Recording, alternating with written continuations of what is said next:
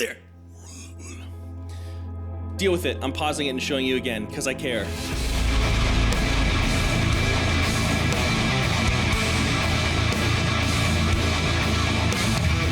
Friends and family of Cardivox Academy, Mark here. And today we're doing something cool. I say that every time because we always do stuff that's cool here on the channel. We're checking out the new Jinjer. Now, by the time this video comes out, the song's gonna have been out for a minute. And again, I appreciate your patience with the fewer videos, still getting caught up on everything from the health issues in the past. But honestly, I feel great. We're basically out of the woods. Now we're just playing like administrative catch up. Is really what's going on. So by the time this video goes up, the song has been out for a while, but I'm still excited to talk about it. At this point, Jinjer, their new song Vortex, I think it's already been out for a week or two, and it's been hard not to listen to it. That's the worst part of the job, is everybody's hyping these new releases, and you're just over here like, okay, I guess I'll just wait forever. But we're going to listen to it today, and we're going to have a lot of fun. Now, if you're new to the channel, again, my name is Mark. I am a metal vocalist myself in 3 bands: Kardashev, which is our most active, Neverbreath, and Viremia. Those two are a little on the pause right now, but I do vocals for those bands as well. And I'm also a metal vocal coach. That's what I do. That's my job. That's what I do for a living. I give lessons on how to make sounds like this, focusing mostly on deathcore and death metal, but also touching on rock and some clean singing as well from time to time. Now, we take the reaction format, we break it down, we try to make it fun and educational, so there's a little bit more value to it than just like, wow, this was a crazy song, right? Although there's a place for that, and that's fine. If you enjoy the channel, if you enjoy the video, please be sure to like, share, and subscribe. It really does help. We're getting close to that 100K subscribers, and I'm very excited about that. And also, we do have a Patreon. If you really love it, if you really love the content and you feel like, it is worth supporting, we appreciate it. We do have a Patreon with a really cool Discord community, community events that are starting to get a little bit more frequent now that we're out of the woods, and it's going to be fun. Also, this new house I moved into is old. And the air conditioning is so loud I have to do these videos without the air conditioning, so I turn into Sweaty Mark. Anyway, I think that's enough talking. Let's check out Vortex by Jinjer. Cheers, y'all.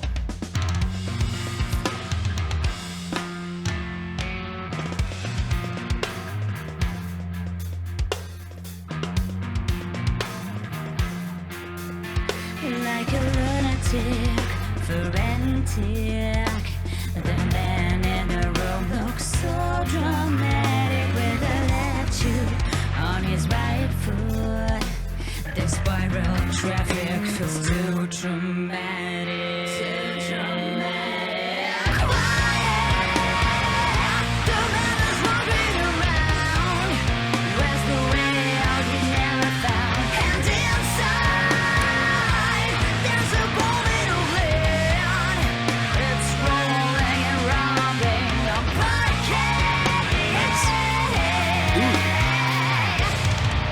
Oh, how heavy is the fall. It bends its spine to the very ground. All right, I'm trying to find a place to pause because we do that here because we talk about vocal technique, and it's kind of hard to tell where to go because the song is a little bit bouncy, a little bit groovy. So a couple things I'm noticing before I talk vocals.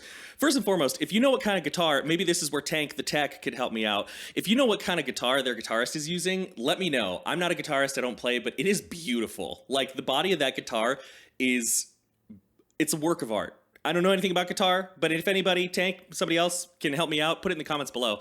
I would love to know what that is. Also, I love the sound of the snare. I'm not a drummer. I don't really listen to the drums a lot, but the snare in this track, and from a technical standpoint, I could be wrong, but to my ears, it just has this nice thwack, and there's like little to no decay, and that's really nice with the cymbal play and everything I'm hearing here. But okay, let's talk about Tatiana. Tatiana is a really good vocalist, and she's got the rock sound down, right? Little bits of rasp, little bits of grit, playing around with the breath, starting, and obviously I don't have these melodies memorized, but right, leaning on that breath, like doing some of that stuff. Really kind of like eerie minor vibe. Another thing that she does, which is really cool, and probably how she preserves her voice, and kind of a hallmark of the sound, is putting a lot of nasality in the tone without making it a nasal tone. We call this nasal coloring. A lot of us coaches do. Not everybody, but a lot of us do. And you can kind of practice this by imagining you saw something gross. Like, let's imagine you're walking down the street and you see a dead pigeon. Poor thing. In nomine patri. And you see this pigeon and you go like, right? You can kind of feel that up in your nose. And your goal with any of these vocal exercises, by the way, isn't just to make the sound. It's like, hey, you're a vocalist now. It doesn't work that way. It's to do the exercise with intention and to know what you're looking for, right? So when you're doing this, you want to be looking for two things. Number one, you want to make sure that you're achieving that really sort of, I think I just flung sweat. That was gross. You're achieving nasality and a bright timbre without straining in the neck. My neck, when I do this, is just as relaxed if I'm saying, hey, hello, hi, yeah. Also, my abdominal muscles, they're squeezing in, supporting the sound. And if I do this, hey, oh, yeah. Like, you can really project and get sounds nice and up there. Let's keep going though. But she does a lot of that. She's got a lot of that sort of, and I mean this in a good way, whininess. There's a cry. There's like a crying tone to her voice that then she delivers with confidence. So it doesn't sound like sad. It sounds powerful, right? I always like to go back a little bit just to help with the vibe. But so far, I'm digging it. I think I'm interested to see where it goes. Really keying in on the drummer. He's killing it.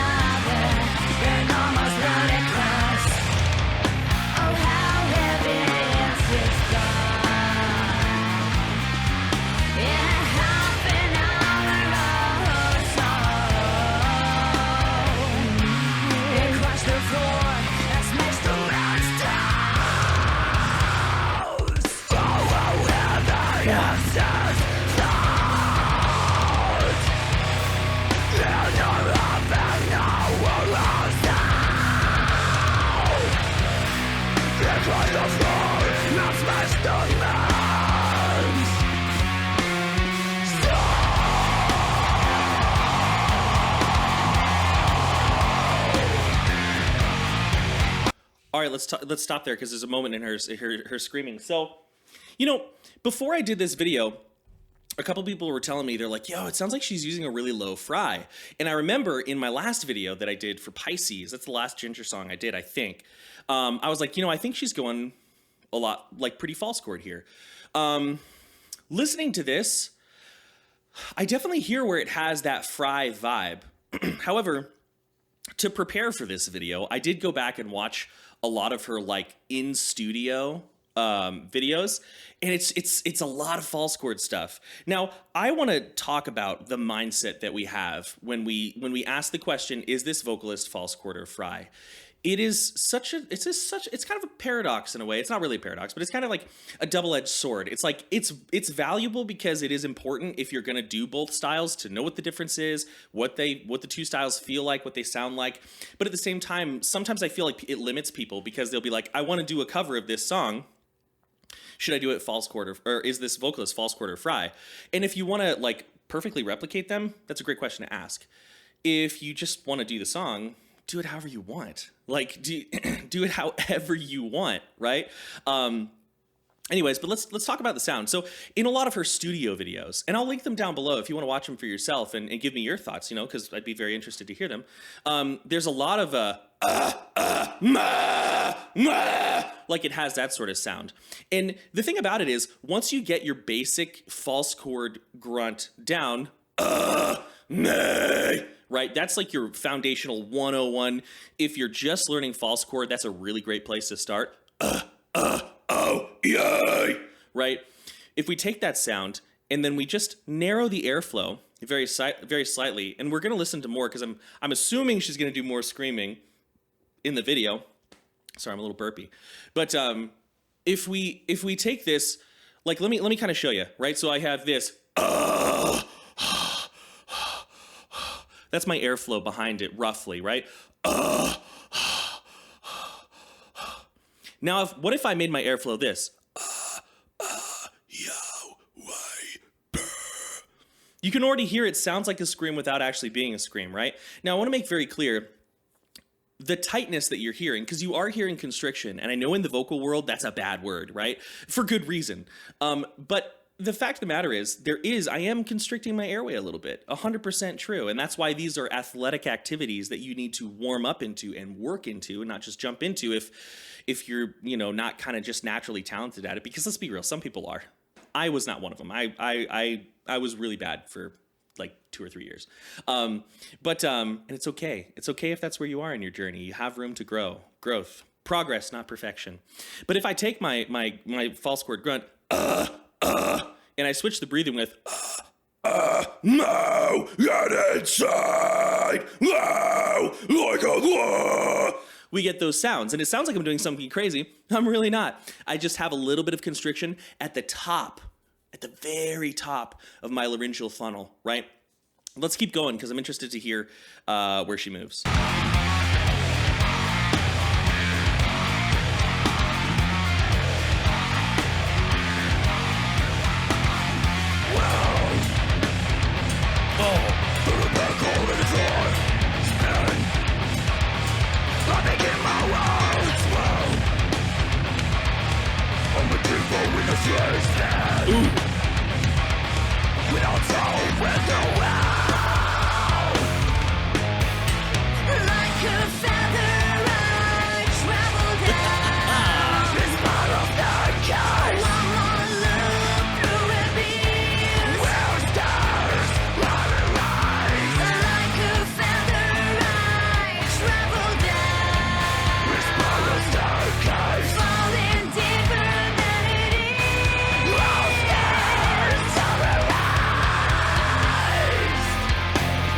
Yeah, one thing that I'm really enjoying about this song right now is you can hear that she screams the way that she sings. Now, this isn't like a requirement to be a good vocalist. You don't have to. It really helps to know how to sing if you're going to scream. It really helps because between you and me, singing is harder, right? Not for everybody, right? We don't want to make generalizations, but for the majority of people, and even for myself, if I'm going to go record in the studio for Kardashev material, right? If I'm going to scream, I know I'm going to go in there and it's going to be fine. If I have to sing, I also know I'm going to go in there, I'm going to be fine, but it's going to take a little bit more warming up. I'm going to do some scales. I'm going to kind of remind myself where I am. Kind of reminding myself how my voice works. Where if I'm going to scream, it's just, I just get in there and grunt, right?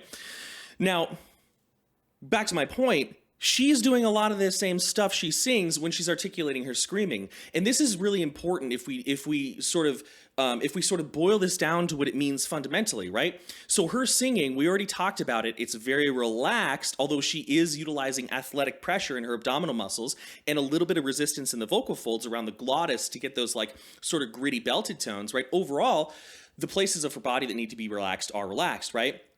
So if she's screaming like she's singing, we know that her screams are relaxed as well. And just to be transparent, this is the most recent song I've heard from them, of course. I think it's the most recent they've released. She sounds healthier. In her early days, things I would occasionally hear a scream where I'd be like, oh, ow, right? But this, like, A+, right? And that's normal. And we're talking years ago, like years and years and years ago. And we all progress. That's normal, right? She's also on-setting. At one point, we're actually going to go back and listen to that section again because I think it's really, really valuable for you to listen to as a new vocalist out there because you can do these things too. All of this is within your capability. She starts with a little, It almost sounded like a little Johnny Davey in there from Job for a Cowboy. But like, if I have a scream, let inside, right? You hear how I'm putting that at the beginning? She sings a lot like that as well. She has those little whines at the beginning of her voice. She's also moving around a lot between high, tight vowel shapes and low, open vowel shapes. So like, she'll sing, ho, yet it's so, yeah, right? See, like moving down and up and down and up. She does the same thing with her screams as well, and it adds a lot of dynamism, right? The fact of the matter is, she's not in this video switching back and forth between a lot of techniques per se, but she's adding nuance to the technique that she's using through her delivery. So even though it's really cool if you could do 10 million different techniques and you can like do the whistle, triple backflip, sow cow, whistle fry, like that's awesome. But it doesn't mean that that's what you have to do to be a good vocalist. You can have one or two sounds and add nuance to them in the way that you deliver. So let's go back a little bit and let's kind of enjoy this section together. Let's go about here, 220. Why not?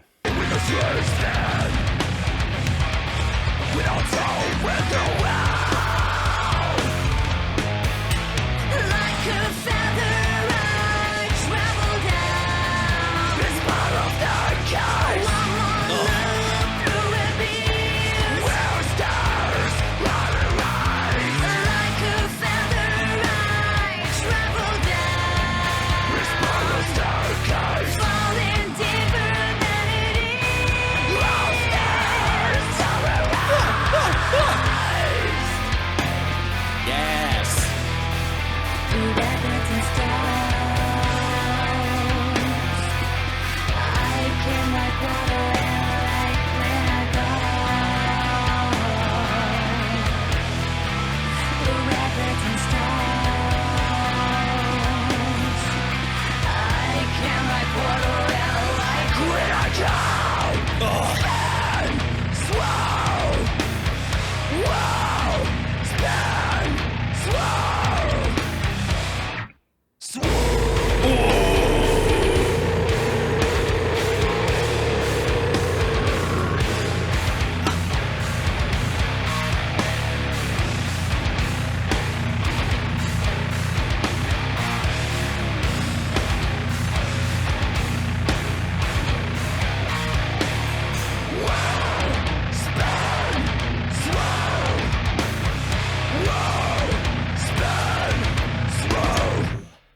Yo, we got to talk about some stuff here. Okay, so one really cool thing that she did, which I think is really, really important to understand, is that she brought her scream really low, right? She accessed a really low space in her scream. And you can actually hear, it's really cool. I love when you can hear vocalists sliding between positions, like with their tongue and everything like that. Their tongue placement, their lip placement, their jaw, our main articulators, right? Because it really kind of pulls back the curtain and lets us see how this stuff works, right? That's the fun of it, right? Is learning and figuring it out. And so she pulls down into a low space. I got to hear it again because I'm not good enough to memorize this stuff the first time I hear it.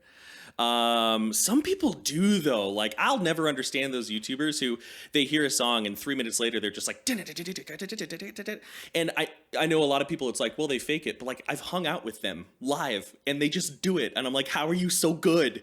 But anyways, so she's kind of, how do I make that lower? How do I make this lower? Well, the short answer is there's not one answer to this, but the easiest way and the way that's going to be the most kind to your voice, right, is going to be to utilize my mouth, not my throat, not go down here, right? If I take my deepest guttural, I show this to a lot of my students who want to do gutturals. If I take my deepest guttural, right, well, technically when I need to get really deep, I cheat and I pull on my whiskers. I cheat a little bit. If I pull that back, it's just a mid. It's just a mid.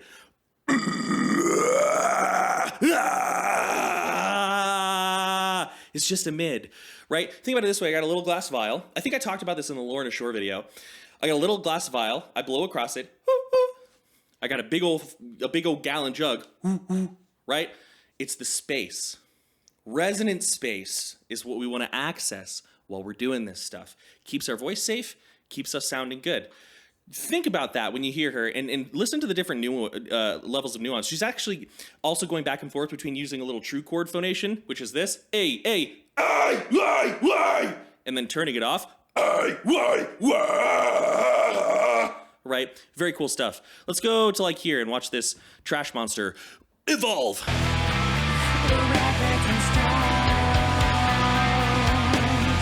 I love that breathiness. Love that.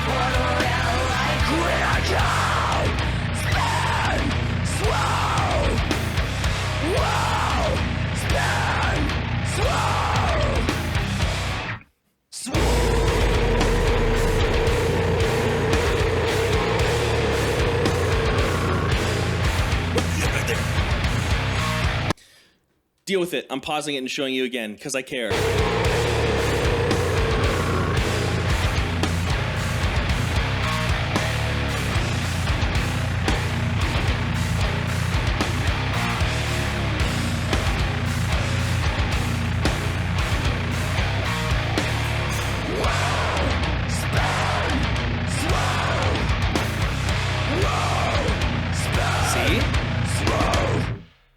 Those last two screams, or those last two sections, true chord phonation mixed in with her distortion, which you can do safely. It's just not generally where you want to start. And then cuts the true chord out of it, and it's just all texture. So we have some voicing mixed with some grit, then we have all grit, all texture.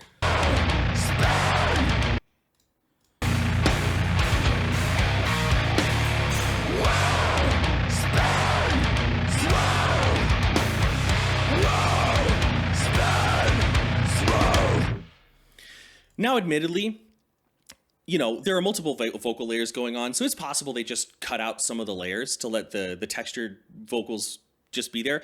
But the point still stands. She knows how to go between the two. Yeah, so, man, let me tell you, my only criticism with this song is that it's not 6 minutes. Why, like, just do Mark a favor. Every band out there, if you write a banger, make it more than 6 minutes, just so I don't have to loop it. Just kidding. All right, so that was Vortex by Jinjer. Tatiana killing it again. I really like it. I really like it. Actually, more than I thought I would. Am I allowed to say that? I was a little worried that we would get more of the same, but it sounds like they're evolving a lot. I'm hearing a lot more. They've always had a lot of rock vibe, rock influence, but now they're getting a little bit more proggy, I guess you could say. I don't know. I'm just pontificating here, but really truthfully, if this is how a lot of their stuff is, I think I'm going to like their newer stuff better than I like their old stuff. But I like their old stuff too, so who cares, right? Anyways, if you enjoyed the content, again, please be sure to like, share, and subscribe. It means a lot to me and the guys at Cardivox Academy. Our team of 4, me, Steven, Michael, Alex, we care about you. And if you really love the content and you want to support us on Patreon, we are very happy for you. But of course, you know, we're just glad that you took some time out of your weekend to hang out with us. We appreciate it. Stay safe with your screaming, by the way. Really focus on projection and resonance, right? Ideally, you want to get to the point where you can scream and you don't feel like you're pushing. You don't feel like you're breathing these sounds out, right? More. Right? We want to have relaxation and let our mouth and the acoustics do all the work. But that's enough for me. I've got some other videos to film. So as always, many thanks, much love, I'm out.